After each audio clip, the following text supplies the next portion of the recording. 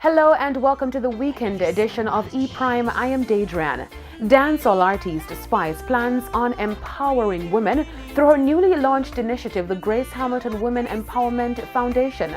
The foundation is designed to uplift young women and push them towards success despite life's obstacles.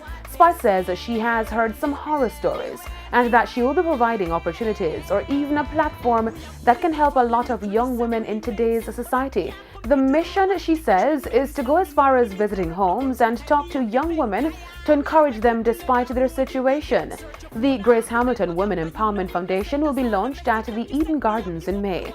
Miss Universe 2017 second runner-up Davina Bennett and Miss World 1993 and Member of Parliament Lisa Hanna have already been confirmed as guest speakers for the event. Internationally acclaimed reggae artist Shaggy and British superstar Sting have released their collaborative album 44876 through A&M Interscope Records. The 17-track compilation features Morning is Coming, Waiting for the Day to Break, To Love and to Be Loved, Night Shift, along with the album's title track 44876, which features dancehall artist Idonia and Grammy-winning reggae group Morgan Heritage. The title track of 44876, named after the respective international area codes for Britain and Jamaica, honors their transatlantic friendship. We took it straight into the heart of the ghettos, and we had this massive street party that him and I took part in, and I tell you what was, to me, what was so moving about the whole thing is that, here's a guy, he's a massive superstar, a rock star, going through the streets of Kingston. Every person that comes up to him and asks him for a picture, he takes a picture. But he didn't just take the picture. He takes a picture and then he's having conversations with them. That was easy for me because you're walking around Kingston with the Pope of Jamaica.